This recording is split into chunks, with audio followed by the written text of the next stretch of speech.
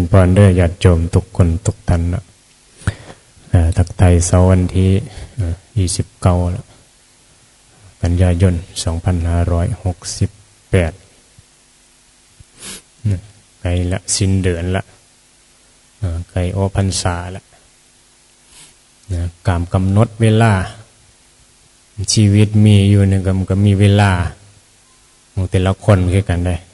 มีกำหนดเวลาเหยาวสั้นกันนั่นแหละตามเหตุปัจจัยตามกรรมนั้นมีเวลาจำกัดเพราะนั้นควรที่ใช้เวลาเนี่ยให้มันเกิดประโยชน์ให้กับเจ้าของผู้มีความรู้ความเข้าใจในชีวิตเพื่อนก็สิแสวงหาสิ่งที่จะให้เกิดประโยชน์ส่งสดกับเจ้าของเกิดมาเป็นคนเป็นมนุษย์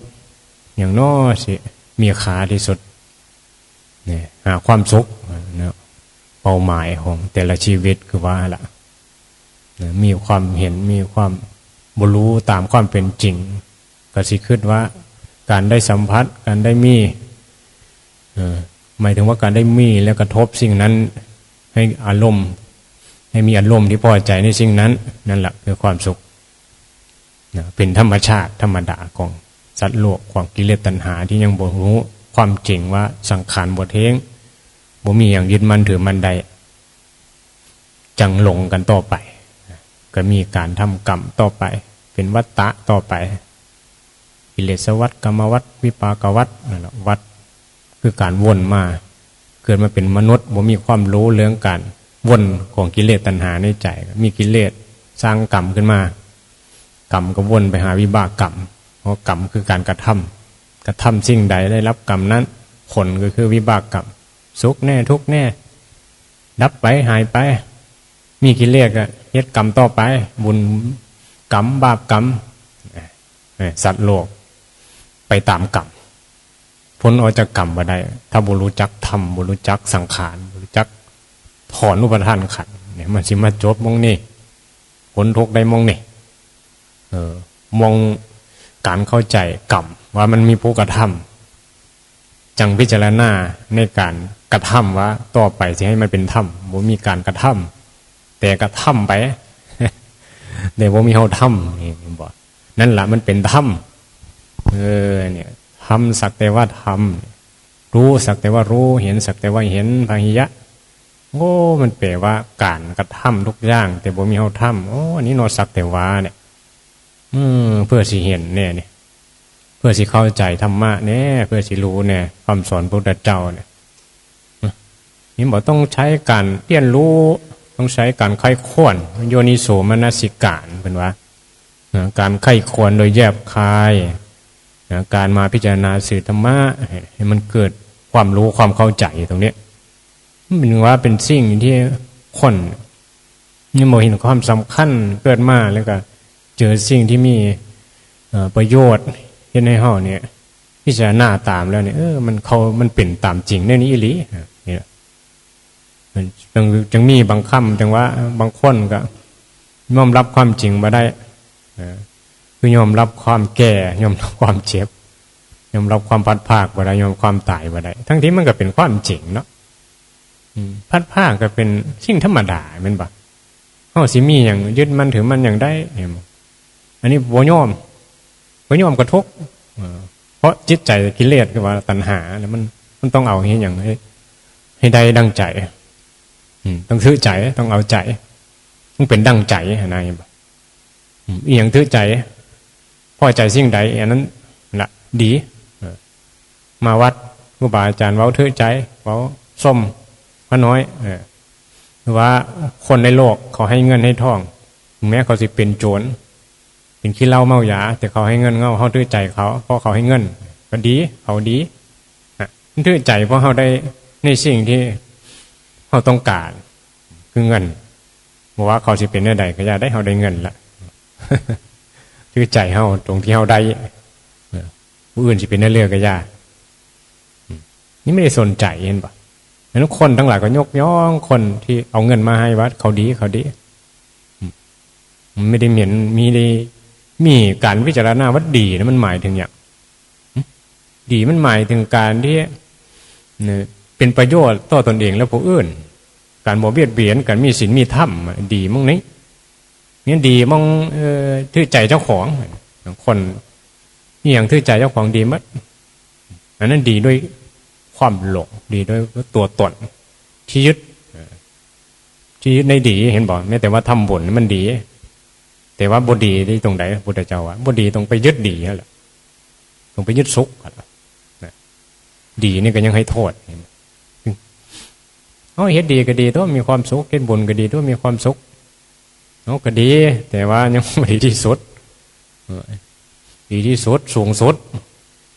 มันคือเหนือดีนั่นแหละสุขที่สุดนะคือบ่มีไผมามีความสุขอันนี้ก็บ่เข้าใจอีกคือว่านั่นแหละบ่ภาวนาเพราะว่าคนต้องการอีหยังได้ดังใจนั่นแหละคือความสุขคือบุญว่าเห็นบ่คือสิ่งที่เฮาปรารถนาเชื้อของอุปทานขันธ์เหนียวแน่นอีหลีได้มียอมปล่อยว่างบ่ยอมให้อภัยแม่นบ่แต่แม้แต่การให้ทานก็ยังบ่ยอมสละนี่บ่พื้นฐานการทำบุญก็คือสละก็คือการละการเอาอ้อการบ่ยึดนั่นแหละการถอนอุปทานขันธ์นั่นแหละการทำบุญการให้ทานให้วัตถุรู้จักให้ดูใจมันก็ให้ผู้นั้นให้ผู้นี้ได้ง่ายแหละนี่มันบ่เคยให้ผู้ใดบ่เคยสละอีหยังแม้แต่ซอยผู้นั้นซอยผู้นี้มันก็บ่ยอมไปซอยเหียงกูบ่ได้หยังเห็นบ่เห็นบ่เขาว่ามีจิตอาสานี่บ่เขาจิตใจเขามีบุญได้เขามีคนที่อาสาซอยสังคมเนี่ยไปซอยหยังไปสิได้หยังเงินก็เสียเมื่อยก็เมื่อยแถมถือได้อีกว่าไม่ซอยดอกมันต้องอาศัยกำลังจิตกำลังศรัทธากันได้มันซอยโดยที่บ่หวังผลประโยชน์มันมีจิตใจที่ในความดีนะเนี่ยนะอันนี้แหละคนที่มีจิตใจสูงบางคนมีจิตใจต่ำนะโอ้ยบ่ฮู้จักซอยเหลือผู้นั้นผู้นี้ดอกมีแต่สิเอาโลภเอาอย่างเดียวได้หลายกูแห่งดีนะแต่ว่าผู้ภาวนาเนี่ยเอาอ้อเท่าไหร่แห่งดีแล้วบ่เอาอย่างแห่งดีมีผู้ย่างอยู่แต่บ่เอาบ่ยึดบ่มีอย่างเป็นของกูจิตใจฮะแม้สิรวยเป็นหมื่นล้านแสนล้านก็บ่ได้แม้นว่าของกูรวยเท่าใดก็สุจักเอามาเสียสละนะทำประโยชน์ให้เกิดประโยชน์ต่อโลกคนเป็นทุกข์ก็หลายเนี่ยถ้าภาวนาเนี่ยสิเป็นเนี่ยนี่คืออนาถบิณฑิกเศรษฐีเนี่ยนี่คือวิสาขาเนี่ยนี่อย่าบอกตัวอย่างนะพระเจ้าสนใจในการทำบุญกุศลคนขวายในการทำประโยชน์ต่อผู้อื่นแจกเข้าอนาถาแจกเข้าแก่คนอนาถาหล่ะคนยากคนจนเขาก็ทุกข์เฮาเนาะเห็นบอกเฮาไปเบิ่งมองนั้นมองนี้คนทุกข์ก็เฮาหลายเห็นบอกซอยเหลือยังได้ซอยไปอินเดียมีแต่ขอทานจ้อยเห็นบอกท้องบักไงแขนขาเรียบเขามีจำกัดเห็นบอกกฎหมายเขาจำกัดคนจนบ่มีมองธรรมะกินเป็นขอทานต่อไปบ่มีความรู้ความสามารถหยังเกินมากก็ขอทานต่อไปเห็นบ่เนี่ยมันเป็นเหตุที่เขาสร้างมาคือกันนั่นแหละเป็นกรรมคือกันนั่นแหละแต่ว่านี่แหละซอยอย่างใดเห็นบ่คนมีจิตเมตตามีบุญกุศลก็สิถ้าสามารถซอยใดก็ซอยทำบุญไปครับหมายถึงว่ามันมีความเกี่ยวข้องกับผู้ใดแล้วก็สามารถซอยเหลืออย่างใดให้เกิดผลที่เป็นความดีก็ซอยกันไปเนี่ยมาเขาเกี่ยวข้องเขาก็ต้องระวังเหมือนเป็นพระเป็นชี้รวมกิจกรรมอย่างกันย่าได้เห็นบ่ถ้าว่ากิจกรรมที่เขาเนี่ยเฮ็ดไปเนี่ยเฮ็ดให้เขาคัดเครื่องใจก็ย่าไปเฮ็ดนะตามความเสือเขาตามพิธีกรรมเขาบอกเขาก็วัดเขาบอกเคยให้โยมสมาทานศีลแต่พอออกไปข้างนอกเขาก็ให้ศีลเพราะเขามีมุมมองที่ต่างเนี่ยบอกได้รับศีลจากพระกสิบ่มีบุญบ่มีศรัทธานะบ่มีรู้สึกว่าพระคือบอกให้ศีลบอกให้พรก็บอกเฮ็ดแนวนี้เฮ็ดแนวนั้นที่ตามพิธีกรรมเขาเฮ็ดมีบอกมันสิกัดเครื่องมีบอกความเห็นคนแม้นแหละสิเอาแต่ความเห็นเจ้าของบ่แม่นได้เราต้องเบิ่งสังคมเบื้องบุคคลเบื้องประชุมชนนะเนี่ยรู้จักประชุมชนสังคมนี้เขานับถืออย่างนี้ นี่แม่นเฮาสิไปสวดไปเมสซี่ก็สิแม่นไปสวดให้พรก็มีแม่นเองต้องเบิ่งสังคมเขารับได้อยู่บ่บ่นี่สังคมเฮาก็สวดได้ในกลุ่มนะเป็นกลุ่มมีความเห็นที่ต้องถ้าไปกลุ่มที่บ่มีความเห็นก็บ่เคยได้เห็นบ่ได้ยินพระมาเมสซี่ให้พรมันเหมือนบ่กลับกลายเป็นได้บาปได้นี่ก็ต้องระวังไงบ่อย่าคือเขาได้บุญอยู่แต่เจตนาเฮาน่ะเมียนอยู่ดอกพระนักบวชปรารถนาให้ได้บุญจะสวดให้เขาได้บุญหลายๆแต่เขาบ่เคยเห็นบ่เคยคิดคือเฮาได้ก็อาจสิสร้างก็ได้บ่ศรัทธาก็ได้มันตั้งมุมนี่บ่ตั้งเจตนาเป็นแต่การปฏิบัติเข่งคัดเห็นบ่พระธุดงค์ก็พระมีเครื่องรางของขลังนี่นั่นนี้เป็นบอกกับศรัทธาต่างกันในพุทธศาสนาในส่วนดับทุกภาวนาเห็นบอกมันน้อยเห็นบอกไม่ได้ศรัทธาได้ฟังเทศฟังธรรมเขาศรัทธาแต่ว่ามีของดียังจีพรมน้ำมนต์ให้จะบอกพรมน้ำมนต์เนาะเห็นบอกพรมน้ำมนต์แล้วรู้สึกดีเย็นการปรุงแต่งเห็นบอกอาศัยสังขารปรุงแต่งให้เกิดบุญได้เฮ็ดในนั้นแล้วเขารู้สึกดีได้บุญเห็นบอกมีส่วนเฮ็ดให้เขาได้เกิดความรู้สึกดีอันนี้ก็ดีในระดับกรรมนั่นแหละบุญกรรมแต่ว่าผู้ภาวนาแล้วแต่ได้บุญหมดแหละเฮ็ดหยังก็ถึงเพิ่มบ่ให้พรถึงเพิ่นบ่พรมน้ำมนต์ก็ได้ผลเห็นบ่เพิ่นบ่ให้ศีลเฮาก็มีศีลของเฮาแม่นบ่บ่ต้องสามารถทานศีลจิตใจตั้งมั่นในศีลนั่นก็คนนั้นแหละคนมีศีลเหมือนว่าโอ้รับศีลอยู่ผู้มือเห็นบ่คืองานศพเนี่ยอยู่เฮือนก็รับศีลไปภาษาก็รับศีลกลับมามื้อแรงรับศีล3-4เธอรับศีลแต่มีศีลอยู่บ่ล่ะคนที่รับศีลเนี่ยเอาข้อศีลไปปฏิบัติอยู่บ่แล้วแค่เว้าไปตามพิธีกรรมซื่อๆคนบางคนก็ไม่ได้สามารถทานศีลบ่ได้เว้าแต่ว่าโอ้อันนี้มันฆ่าสัตว์ผิดตัวเนี่ยตบยุ่งมันบาปตัวเขาเว้นนั่นแหละเป็นผู้มีศีลละบ่ลักทรัพย์เนี่ยโอ้โหล่ะศีลนี่คือนี่การบ่ทำบาปเบียดเบียนมีเหมือนว่าศีลมันอยู่ในป่าหรือว่าศีลมันอยู่ในพระเป็นผู้ให้ศีลแล้วโยมสิได้ศีลก็คือความงดเว้นในใจที่มันเห็นโทษในการเบียดเบียนยุดนั่นแหละจึงว่ามันก็ต้องมีอีหยังบัญญัติขึ้นมาเพื่ออธิบายนะให้เห็นธรรมชาติของจิตที่มีกิเลสอาศัยศีลไม่เป็นข้อกำหนดให้ว่าให้พิจารณาว่าอันนี้มันเป็นการเบียดเบียนทำให้เกิดโทษเกิดบาปก็เว้นไม่มีได้ห้ามไม่ได้บังคับในว่าการเฮ็ดอันนี้สินำผ้าให้เจ้านี่เนี่ยนั่นแหละเกิดการทำความดีหรือบุญนั่นแหละเฮ็ดให้เจ้าของได้ไปสู่หนทางที่เป็นสุขว่าสุขติสีเลนะสุขติยันติศีลนี่เป็นทางไปแห่งความสุขสุขติสีเลนะโภคสัมปทาศีลก็เป็นหนทางนี้ให้ได้โภคทรัพย์สมบัติสีเลนะนี้พุทธิยันติศีลก็เป็นพื้นฐานที่จะนำไปสู่นิพพานพ้นทุกข์ละกิเลสหูจักละกิเลสเบียดเบียนบ่ทำบาปทั้งปวงทำแต่ความดีอย่างเดียวแล้วก็มาศึกษาจิตตภาวนาเห็นบอกความเข้าใจมันยังมีแตกต่างกันในสังคมโลก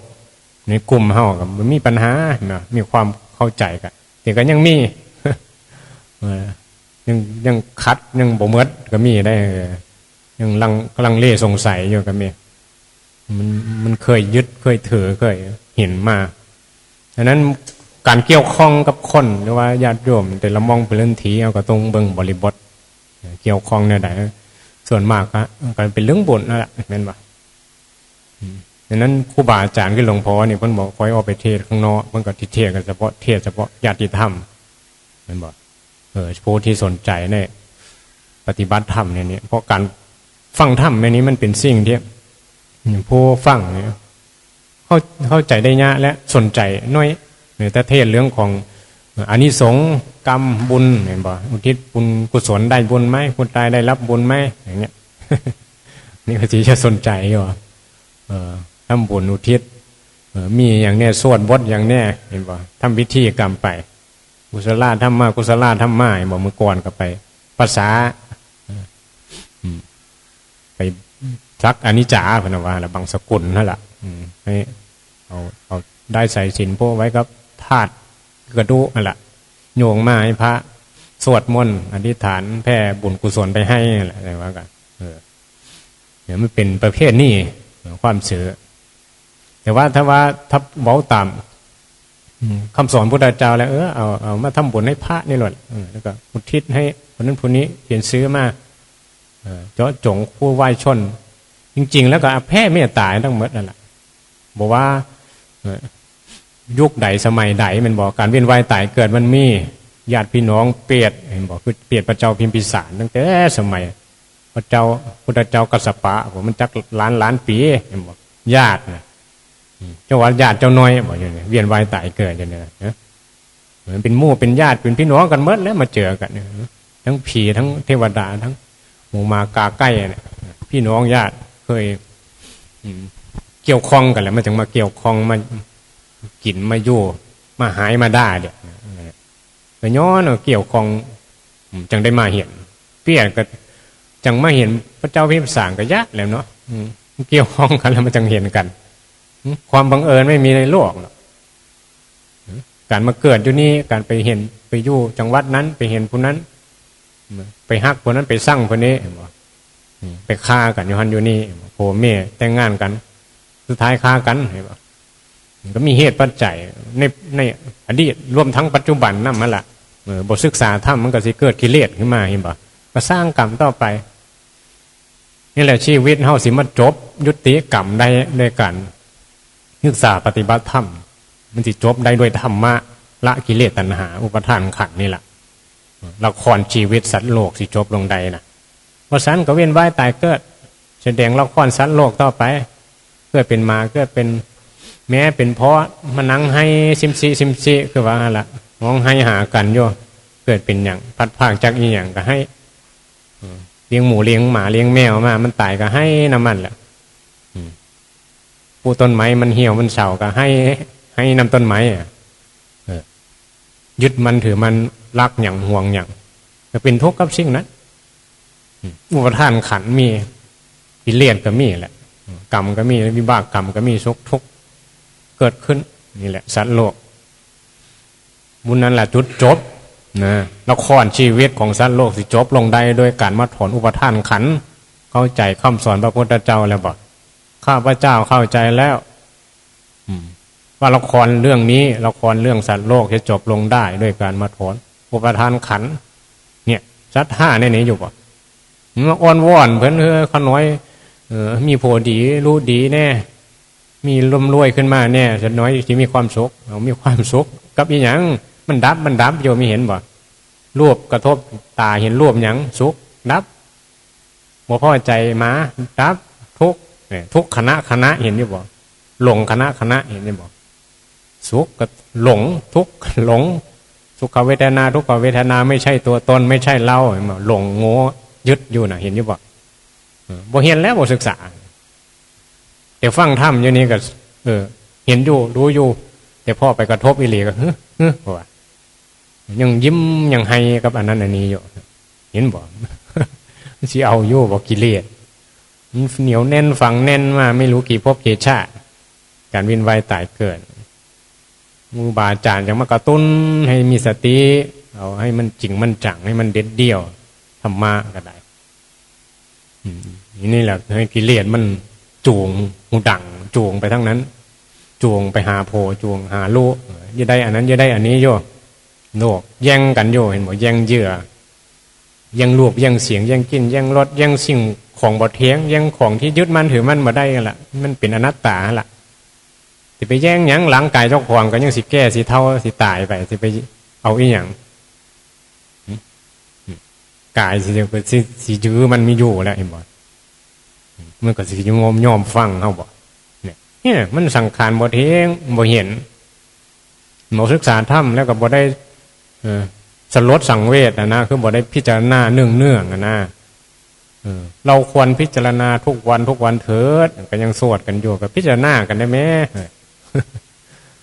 มันสิสลดสังเวชมันเปื้อนหน้ามันสิคลายเนี่ยฟังเทศมันล้างใจดำฟังธรรมมันล้างใจมืดมันจะจืดจะชืดจากความรักความโกรธเห็นบ่มันก็ถอนความเป็นตัวตนได้แหละ ล้างใจดำล้างใจมืดล้างความมัวหมองกิเลสตัณหาละนี่แหละตั้งธรรมมันดีนี่แหละกระตุ้นให้พิจารณามันก็เมียนอยู่เราทำกับผมเมียนเรื่องอื่นหรอจีมาที่การพิจารณาเจ้าของนี่แหละธรรมะดับทุกข์เราฟังธรรมะแบบอื่นเพื่อนก็ปฏิบัติมาแน่นั้นไม่บอกแสดงอันนี้ส่งไปเกิดอันนั้นอันนี้เนี่ยโอ้ยมันไก่ตัวโพดหมดได้ปฏิบัติจักเถอะจี้มาเบื้องเจ้าของนี่มันมีกูบ่เดี๋ยวนี้มีสติอยู่บ่ทำหน้าที่เจ้าของไปเดี๋ยวนี้ไปยืดบ่งบริบทสังคมแม่นบ่เกี่ยวข้องกับไผให้เขาเกิดบุญได้ก็บ่เกี่ยวข้องกับไผเขาพอภาวนาได้ก็บ่เรื่องอุปทานการเรื่องอริยสัจสี่ส่วนมากไอ้เรื่องบุญนี่ร้ายคือตอนที่หลวงพ่อคืออาจารย์เมย์ว่าสิบอกเราเรื่องพระไตรปิฎกอะไรมันบอกหลวงพ่อก็เลยถามว่าคนที่คนที่เป็นที่หลงในโลกกับคนที่ภาวนามันได้มันหลายกว่าเดียวมันบอกมันสิเว้าแบบอาจารย์สัญชัยที่สารีบุตรไปถามกันอันเดียวกันนั่นแหละมันบอกคนโง่กับคนฉลาดคนใดหลายกว่าเดียวคนหลงแต่คนก็บ่ยอมรับได้เนาะว่าเจ้าของโง่การมีเงินมีทองการร่ำรวยเฮาปัดยึดกันว่าเขาเก่งเขาฉลาดเขารวยเขามีความสุขนะแม่นบ่เฮาบ่ได้มองได้ว่าความสุขเนี่ยมันคืออาการของจิตที่บ่มีกิเลสนะแม่นบ่เฮาบ่ศึกษามันก็คือแต่แสวงหากามนั่นแหละบ่ความสุขของคนสัตว์โลกก็ว่าล่ะมันเห็นผิดเห็นนี่บ่มันมาตั้งความเห็นไม่สัมมาทิฏฐิความเห็นความสุขที่บ่ต้องอิงอาศัยรูปเสียงกลิ่นรสบ่หลงเยื่อนั่นล่ะยิ่งอย่างปรากฏก็เข้าใจบ่เป็นสุขเป็นทุกข์นำแต่ก็แสดงว่าไปว่าเป็นสุขเป็นทุกข์นำเขาว่าล่ะกับโลกแสดงละครนำเขาว่าล่ะแต่ใจเฮามันให้มันอยู่เหนือให้มันวิมุตติก็สิว่าก็ได้อันนี้มันอยู่ในโลกสมมติก็สมมติเป็นนั้นเป็นนี่ไปน้ำโลกน้ำละครสัตว์โลกน้ำเขาแต่ใจนี่มันมันบ่จะเป็นสัตว์โลกแม่นบ่ฮู้ว่าสัตว์โลกมันคล้องอยู่กับอันนั้นอันนี้เฮาเลยบ่อยู่คล้องอยู่เพราะว่ามันทุกข์นี่ให้มันเห็นในจิตในใจในของเนี่ยนี่ธรรมะดับทุกข์จังซี่ให้เฮาได้เห็นอาการจิตเจ้าของให้มันเห็นชัดในธรรมเฮ็ดให้เจ้าของเป็นธรรมตนน่ะตนก็อยู่ตนนั่นแหละให้ตนเป็นธรรมอ่ะมองเห็นธรรมมันก็บ่เห็นแหละว่ามันเป็นทุกข์มาชาติที่ยึดมั่นถือมั่นบ่ได้เนี่ยทำหน้าที่ไปตามเหตุปัจจัยแหละมันบ่แต่ละคน